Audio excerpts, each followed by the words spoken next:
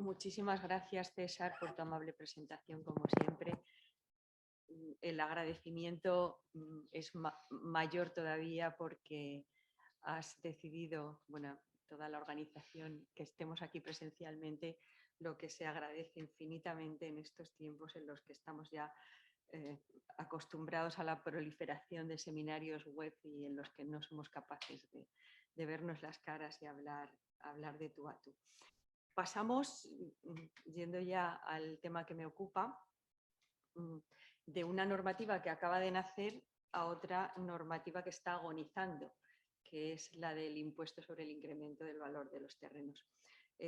Yo quería ceñirme más que a aspectos ya tan tratados como son los problemas constitucionales del impuesto, que yo creo que bueno,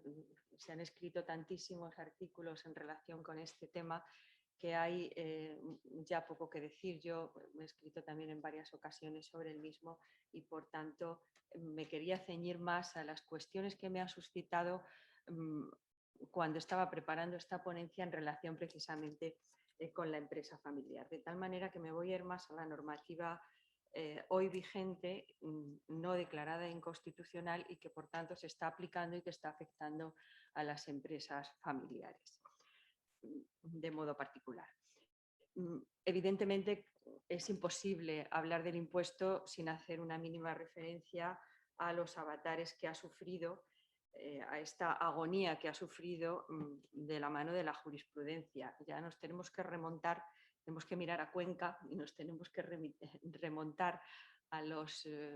sentencias del Juzgado de lo Contencioso Administrativo de Cuenca, que fueron las que empezaron la polémica del impuesto, que terminó finalmente en el Tribunal Constitucional con las declaraciones de inconstitucionalidad, las más importantes por lo que afecta al impuesto estatal, porque las primeras fueron de normas forales, como bien saben, que son la sentencia 59-2017 y la sentencia 126-2019. Sí me gustaría recordar que estas dos sentencias mutilaron el impuesto porque declararon parcialmente la inconstitucionalidad de dos supuestos. El primero es aquellos en los que no se obtiene plusvalía con la venta del terreno. El segundo es cuando la plusvalía obtenida sea inferior a la cuota resultante del pago del impuesto, que es el supuesto de la 126. Digo que su futuro es incierto porque tenemos todavía pendiente una cuestión de inconstitucionalidad, la 4433 de 2020, en la que se plantea por el TSJ de Andalucía si el impuesto puede ser inconstitucional por la regulación de la base, así como por la posible existencia de supuestos de confiscatoriedad. Pero bueno, esto todavía, digo, es un futuro incierto porque todavía no sabemos qué va a pasar con esa cuestión de inconstitucionalidad. Cuando se resuelva, pues es otro nicho, está siendo otro nicho de conflictividad más del impuesto que añadir a todas las que tiene. Por tanto, yo hablaba de la crisis regulatoria y de la crisis económica. La crisis regulatoria es la que, como digo, comienza en Cuenca, se está resolviendo todavía por el Tribunal Constitucional, está todos los días en los juzgados, en los TSJ, y también el Tribunal Supremo nos está aportando muchos pronunciamientos en los últimos años en relación con cuestiones muy puntuales, que ha sido necesaria la intervención de toda la jurisdicción, de los órganos de la jurisdicción, por la inactividad del legislador. El legislador, a pesar del mandato que contiene la sentencia 59-2017 a que se regule el impuesto conforme a los criterios que establece esa sentencia, ha permanecido completamente impasible hasta este mandato, no lo ha cumplido, y eso ha hecho que sean los órganos de la jurisdicción los que tienen que estar interpretando el contenido de estas sentencias, que no es, en algunas ocasiones podemos decir que no es muy claro porque desarrolla principios constitucionales y no interpreta preceptos legales. Por tanto, ahí hay una distinta vía que tiene que compatibilizarse por parte de los tribunales.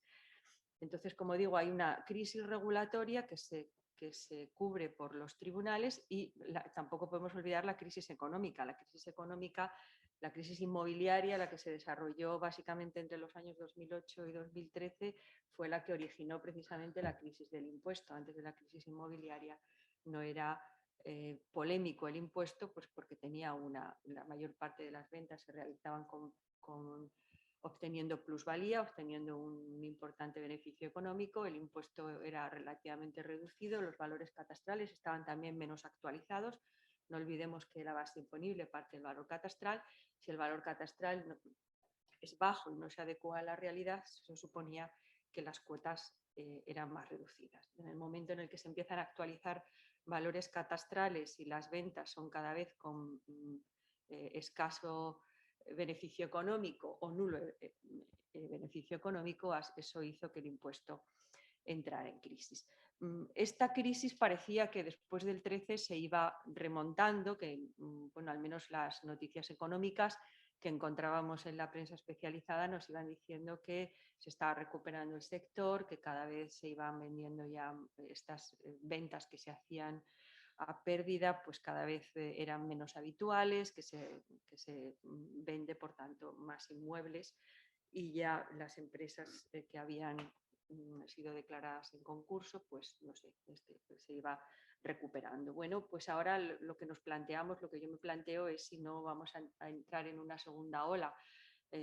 porque los efectos, vamos a ver, todavía estamos pendientes de ver cuáles van a ser los efectos económicos de la pandemia y quizás estos efectos económicos también puedan revertir en posibles efectos del sector inmobiliario. Pero bueno, esto lo tendremos que ir viendo. El problema que nos encontramos es que el éxito o el fracaso del impuesto está muy de la mano de cuáles son estos efectos económicos. Pero yo me voy a la empresa familiar, que era el encargo que tenía de César cuando hablamos del tema. Yo cuando me propuso hablar en el marco de estas sesiones del impuesto de plusvalía, se me vino a la cabeza el artículo 108 del texto refundido de la Ley Reguladora de Haciendas Locales, que es donde encontramos realmente algunas disposiciones, una disposición concreta que tiene que ver con la familia y por tanto con la empresa familiar. Luego ya cuando me puse a estudiarlo con más calma o me puse a reflexionar sobre las repercusiones que podía tener el impuesto en el ámbito de la empresa familiar, pues aparecieron otras cuestiones que son las que vamos a ver a continuación en las subsiguientes diapositivas. Recuerdo el contenido del artículo 108.4 porque hay algo que no podemos olvidar y es que el impuesto forma parte del sistema de financiación de las haciendas locales, por tanto estamos ante una ley estatal que no se aplica directamente, al menos en este impuesto que es un impuesto potestativo, sino que lo que hace es regular los elementos fundamentales del tributo que después tendrá cada ordenanza fiscal que regularlos y aplicarlos a cada uno de los municipios. Si nos ponemos a ver cómo se ha traspuesto, por utilizar esta terminología, este precepto dentro de las distintas ordenanzas, pues la verdad es que me he encontrado un panorama de lo más variopinto, que a partir de esta habilitación legal del artículo 108.4 nos encontramos diferentes tipos de bonificaciones, porque se trata de una bonificación de hasta el 95% en la cuota íntegra del impuesto en transmisiones de terrenos, o, bueno, que es el hecho imponible más habitual, o constitución de derechos reales limitativos de dominio realizadas a título lucrativo por causa de muerte, esto es importante subrayarlo, y a favor de descendientes, adoptados, cónyuges, ascendientes o adoptantes. Por tanto, el legislador no sabemos muy bien si estaba pensando en una bonificación de tipo general o en la posibilidad de que se bonifiquen distintos tipos de transmisiones de bienes inmuebles que el ente local tenga a bien establecer. Por tanto, y aquí me fijé en la ordenanza reguladora de Santiago de Compostela, en el artículo 4, donde lleva a efecto, donde reconoce esta bonificación potestativa dentro del impuesto. Y la ordenanza de Santiago de Compostela tiene una bonificación, solo aparece en gallego, yo la he copiado aquí porque no tenía la versión en castellano. Es una bonificación genérica para todo tipo de transmisiones lucrativas por causa de muerte de inmuebles, evidentemente. No se refiere a la empresa familiar, pero por razones obvias se aplicará a todo tipo de transmisiones que tengan que ver con personas, que se realizan entre personas del ámbito familiar. Eso quiere decir que será posible que se transmitan inmuebles que estén afectos a la empresa familiar, inmuebles no afectos a la empresa familiar o inmuebles que realmente no tengan nada que ver con el ámbito empresarial, como es el caso, por ejemplo, de la vivienda habitual del causante, que es uno de los supuestos más comunes que nos encontramos en las disposiciones testamentarias.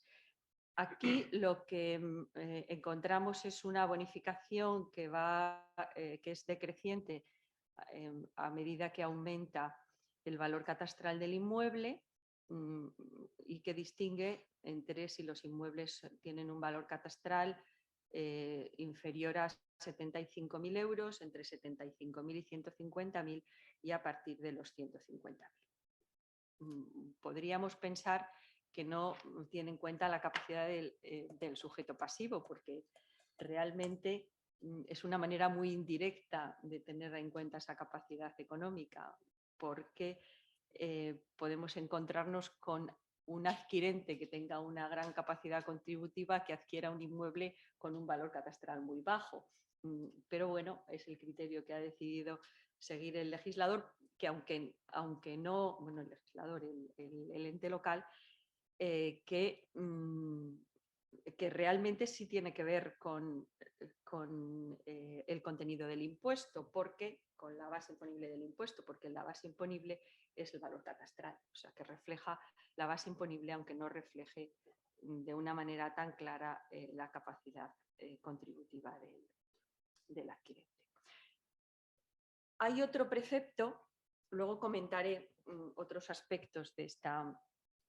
regulación del artículo 108. Nos encontramos, por otro lado, el artículo 108.5, que también contiene otra bonificación que ha sido menos utilizada por parte de los entes locales por las ordenanzas que he ido consultando. Bueno, esto es imposible porque poder saber exactamente cuál es la plasmación que tienen estas bonificaciones en las ordenanzas fiscales requeriría que nos fuésemos examinando cada una de las ordenanzas fiscales de los municipios. He hecho una consulta en Galicia de la de Vigo, la de Coruña y la de Santiago. Yo la que mejor conozco es la de Madrid, evidentemente, porque es la que estaba aplicando durante 5 años. Y con estas pinceladas que he ido viendo de unas y otras, pues he encontrado en pocas ordenanzas que se haya utilizado este artículo 108.5. El 108.5 sí se refiere a actividades económicas, por tanto sí tendría una mayor aplicación en el ámbito de la empresa familiar. Se refiere de nuevo a una bonificación, regula una bonificación del 95% en la cuota íntegra del impuesto en transmisiones de terrenos y en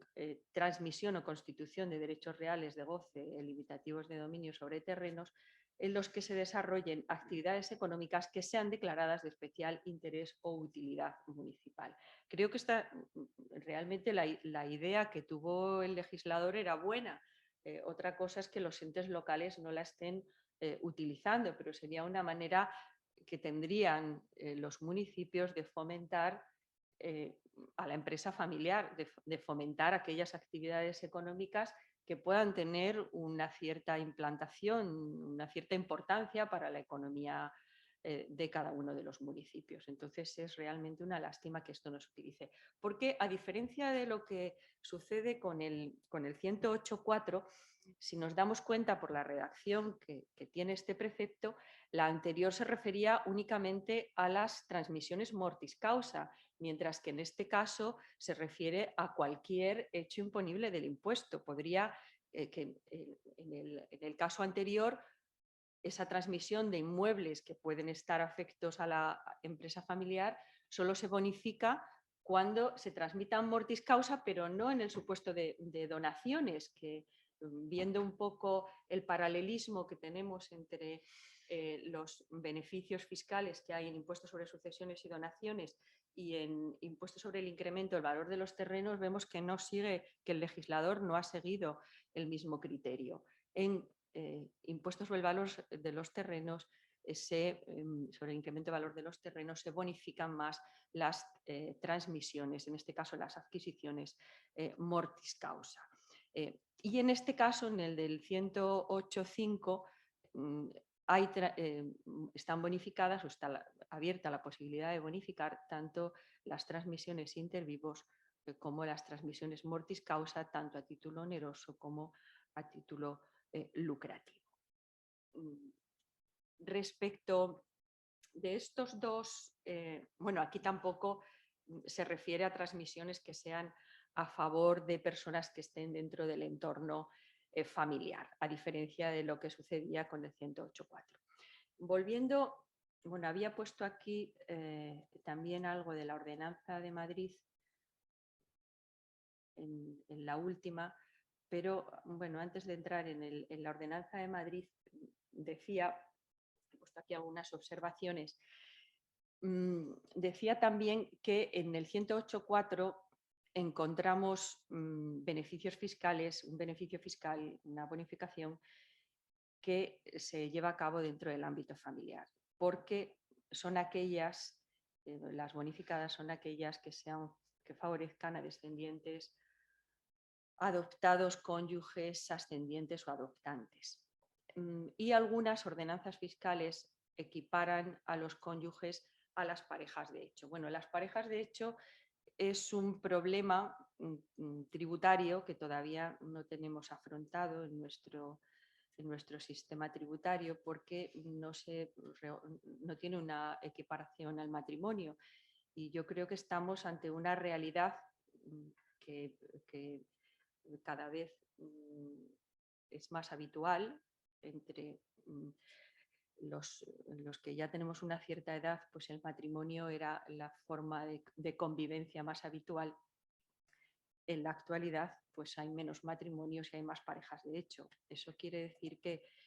esta forma de convivencia no tiene todavía un tratamiento claro en derecho tributario, así como en materia de seguridad social hay una equiparación ya realizada por el propio legislador en el texto refundido. Sin embargo, en materia tributaria nos encontramos con un tratamiento completamente diseminado en función de cada uno de los impuestos. En algunos no tienen absoluto reconocimiento, en otros, como es el caso del impuesto sobre sucesiones, sí se va dando una cierta equiparación. Equiparación que no la está dando el legislador estatal, y este es el problema, sino que la equiparación la está dando el legislador autonómico. Y en este caso tampoco la da el legislador estatal en el texto refundido de la Ley Reguladora de Haciendas Locales, sino que cada uno de los entes locales la dan si les parece a bien en la ordenanza fiscal. Yo, al menos en la ordenanza de Santiago, no he encontrado esta equiparación. No sabía si en la ordenanza de IFNU, desde luego, no la tiene. No me he puesto a examinar alguna ordenanza fiscal general en la que pueda haber algún precepto que lo reconozca a todos los efectos tributarios, pero en concreto en la ordenanza de Santiago no está. Sí está, por ejemplo, en la de Vigo. Vigo sí equipara a las parejas de hecho a los cónyuges. Asimismo, también la equipara, por ejemplo, Madrid. Yo creo que esto, bueno, como digo, es un problema importante, litigioso, que ha dado origen a sentencias, que está dando origen en los últimos meses a sentencias importantes de casación en materia de seguridad social y en materia tributaria en impuestos sobre el incremento del valor de los terrenos. Hay algún recurso de inconstitucionalidad pendiente en relación con este problema. Y en sucesiones es mucho más sangrante, por utilizar una terminología quizás excesiva, la diferencia, porque no es que se equipare o no se equipare a los cónyuges con las parejas de hecho, es que la no equiparación de cónyuges y parejas de hecho supone que al integrante de una pareja de hecho se le considera extraño, es decir, que tiene un tratamiento tributario como si fuera alguien que no tiene ningún vínculo de parentesco con el causante. En supuestos de convivencia de muchísimos años, incluso con numerosos hijos en común y con múltiples medios de prueba de la existencia de esta convivencia, pues cuando fallece un miembro de la pareja de hecho, a efectos tributarios se le considera como si fuese el portero o alguien que pasaba por allí, ¿no? Y no se le reconoce ningún tipo de vínculo. Bueno, pues esto es lo que sucede, como digo, por ejemplo, en el caso de la Ordenanza de Santiago, que supone que si hay una transmisión de un inmueble a una pareja de hecho no tendrá derecho a ninguno de estos beneficios fiscales. Tema pendiente de resolver y tema que importa también a la transmisión de la empresa familiar, porque las bonificaciones que se hagan, las transmisiones que se hagan a un miembro de una pareja de hecho, pues no podrán gozar de las bonificaciones si el legislador no les reconoce este carácter. Hay otra pincelada que me gustaría apuntar y es que en algunos casos, estoy diciendo, se reconoce la equiparación, pero esta equiparación se condiciona a que la pareja de hecho esté inscrita. Y aquí nos encontramos con ese segundo problema porque tendremos que preguntarnos dónde se tiene que inscribir. Y es que algunas comunidades autónomas solo reconocen la existencia de una pareja de hecho si está inscrita en el registro de su propia comunidad autónoma. Cuando estamos en materia de impuestos sobre sucesiones y donaciones, pues resulta que podemos encontrarnos con que la transmisión se produce en otra comunidad autónoma, con lo que no se reconoce la inscripción.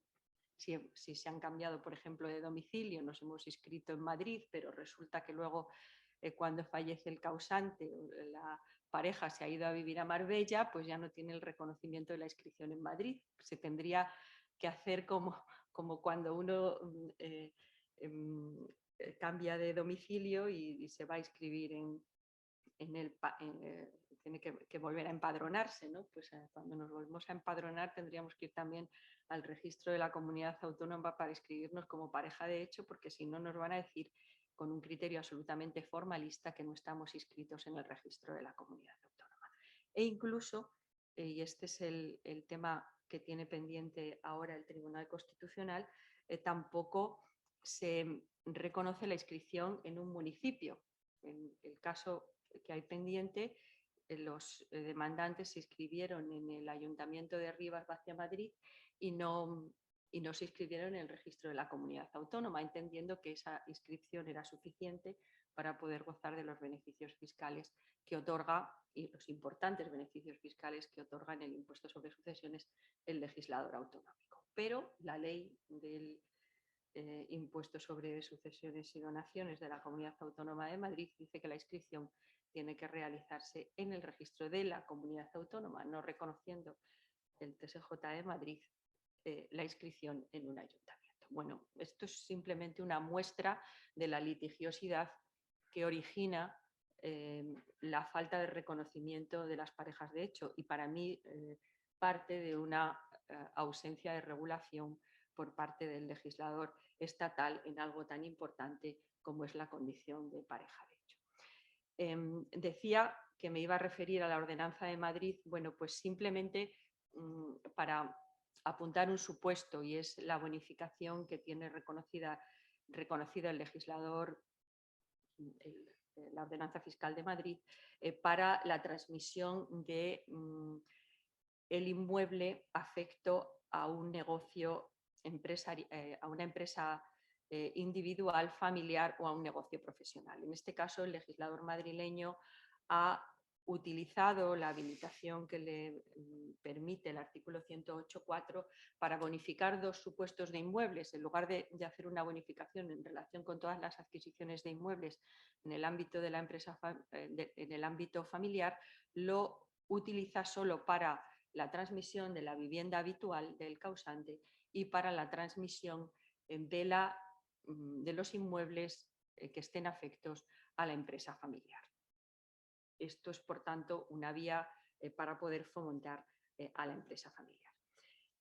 Termino mi intervención apuntando algunos otros preceptos que se me han ocurrido repasando el impuesto sobre el incremento de valor de los terrenos, que puede tener también interés para la empresa familiar. Nos encontramos son supuestos de no sujeción. Los supuestos de no sujeción en impuestos sobre el incremento de valor de los terrenos son complicados porque,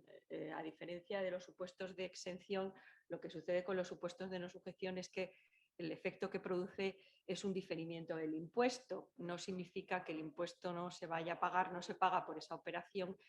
sino que se paga cuando el inmueble se transmite a terceros. Se alarga, por tanto, el periodo de generación del incremento de valor. Y esto es lo que sucede cuando se consolida el dominio en supuestos de transmisiones de participaciones en una comunidad de bienes. Es algo que afecta mucho a la familia en general, porque muchos de los supuestos de condominio se producen por adquisiciones mortis causa, que después es necesario vender cuando se enajena el inmueble a terceros. En los supuestos de consolidación del dominio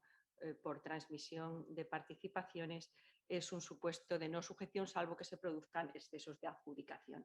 Es algo que nos encontramos en muchas ocasiones en la jurisprudencia. Hay recientes pronunciamientos de casación del Tribunal Supremo determinando en qué supuesto se produce sujeción y cuándo no se produce sujeción.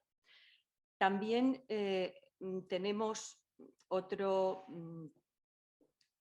nicho de problemas en los supuestos de aportaciones no dinerarias de socio, sociedad, sociedad, socio, porque en estos supuestos el Tribunal Supremo ha considerado a los efectos de determinar el valor del inmueble, algo que es muy importante en la actualidad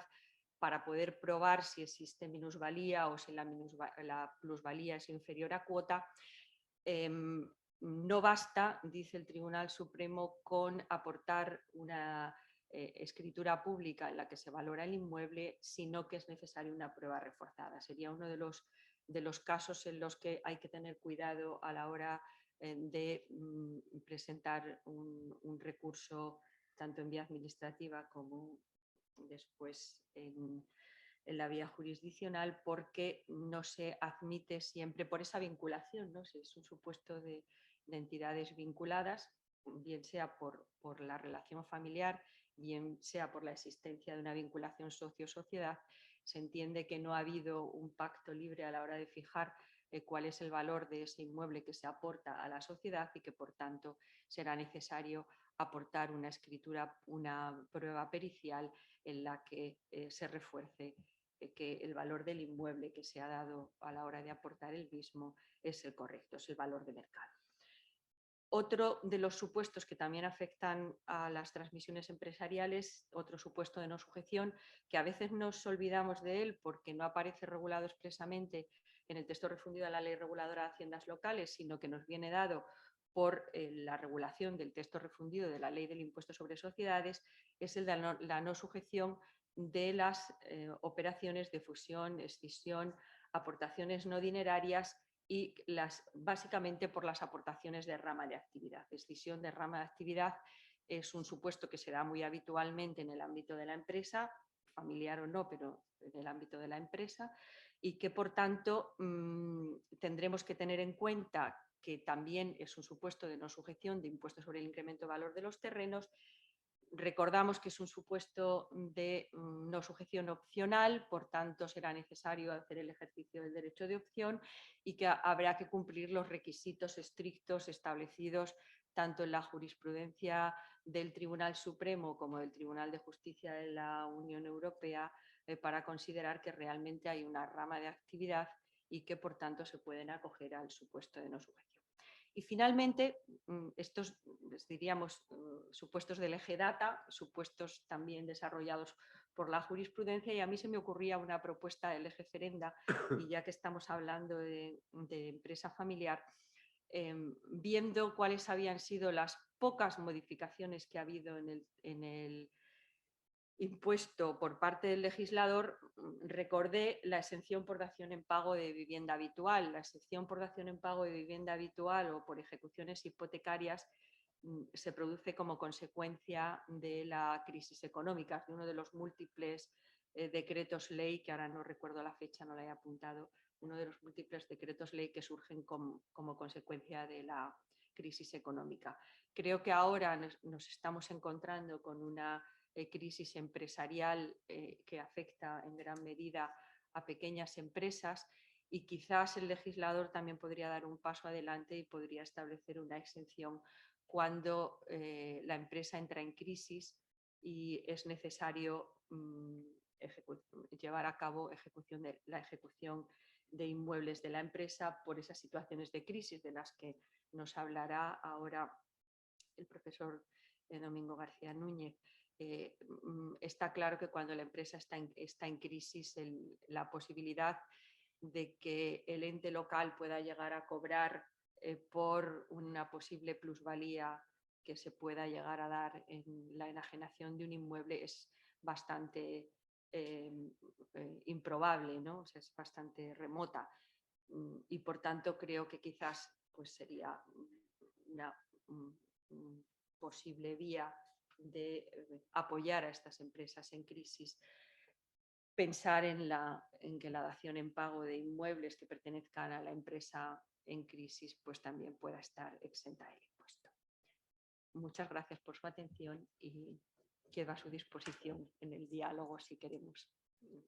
entrar en algún tema adicional. Gracias.